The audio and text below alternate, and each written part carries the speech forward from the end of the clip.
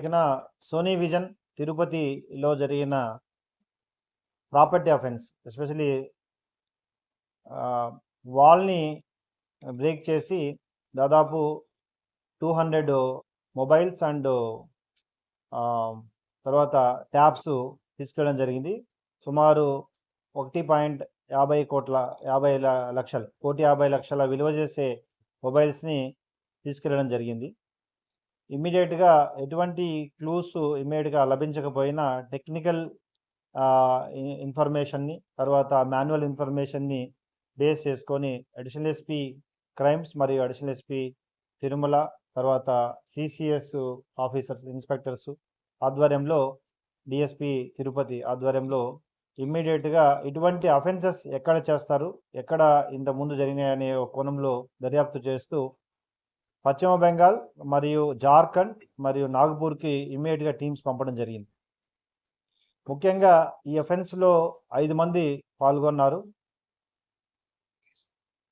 Teams అక్కడ west Bengal మరియు జార్ఖండ్ బార్డర్లో ముఖ్యంగా జార్ఖండ్ షోహెబ్గంజ్ జిల్లా మరియు పశ్చిమ బెంగాల్ ముర్షిదాబాద్ డిస్టిక్లో ఎక్కువగా అక్కడ ఆఫీసర్స్తో కోఆర్డినేట్ చేసుకోవడం. ఈ అఫెన్సెస్ ఎక్కువగా ఇంతకు ముందు జరిగిన అఫెన్సెస్ అన్నీ కూడా మాల్దా మీదుగా నేపాల్ లేదా బంగ్లాదేశ్కి ఎక్కువగా తరలించారు. దాన్ని బేస్ చేసుకొని ఇక్కడ వచ్చిన టెక్నికల్ ఇన్ఫర్మేషన్ని పూర్తిగా అనలైజ్ చేసి ఆలం షేక్ అనే వ్యక్తిని గుర్తించడం జరిగింది. ఆలం షేక్ అనే వ్యక్తి షోహెబ్గంజ్ ఆఫ్ వెస్ట్ బెంగాల్.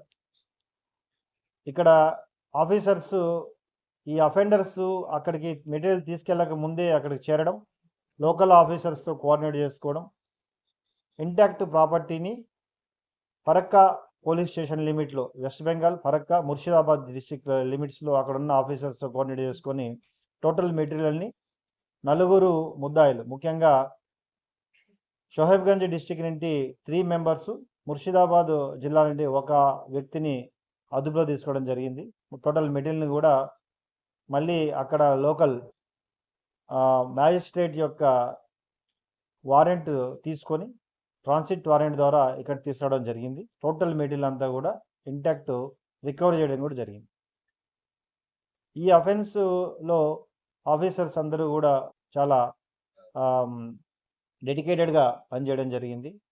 అందులో ఈ ఆలం షేక్కి ఆశ్రయం ఇచ్చిన వ్యక్తి ఇక్కడ కూడా ఒక వ్యక్తిని పట్టుకోవడం జరిగింది. అతని దగ్గర కూడా 20 మొబైల్స్ వరకు రికవర్ చేయడం కూడా జరిగింది. టోటల్గా ఈ అఫెన్స్లో ద్వారా ముఖ్యంగా టెక్నాలజీని ఎక్కువగా షాప్స్ అంటే వాల్యూ ఉన్న షాప్స్ ముఖ్యంగా సోనీ విజన్ కానీ గోల్డ్ షాప్స్ కానీ ఇవన్నీ కూడా టెక్నాలజీని అప్గ్రేడ్ చేసుకోవాల్సిన అవసరం ఉంది.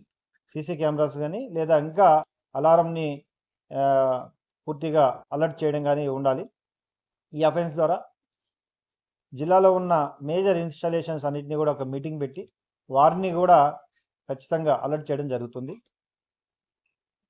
తిరుపతి జిల్లాలో దాదాపు 1,50,00,000 ప్రాపర్టీ సెల్ ఫోన్స్ని ఇక్కడ నుండి వెస్ట్ బెంగాల్ బార్డర్కి తీసుకెళ్ళి బంగ్లాదేశ్కి తరలిస్తుండగా మాల్దా ఏరియాలో తరలిస్తుండగా ఫరక్కా పోలీస్ స్టేషన్ నుండి వారికంటే ముందే పోలీస్ వారు టెక్నికల్ ఆధారాల ద్వారా చేరుకొని టోటల్ ప్రాపర్టీని రికవరీ చేసి మళ్ళీ తిరుపతి జిల్లాకు తీసుకొచ్చి సోనీ విజన్ వారికి అప్పచెప్పడంలో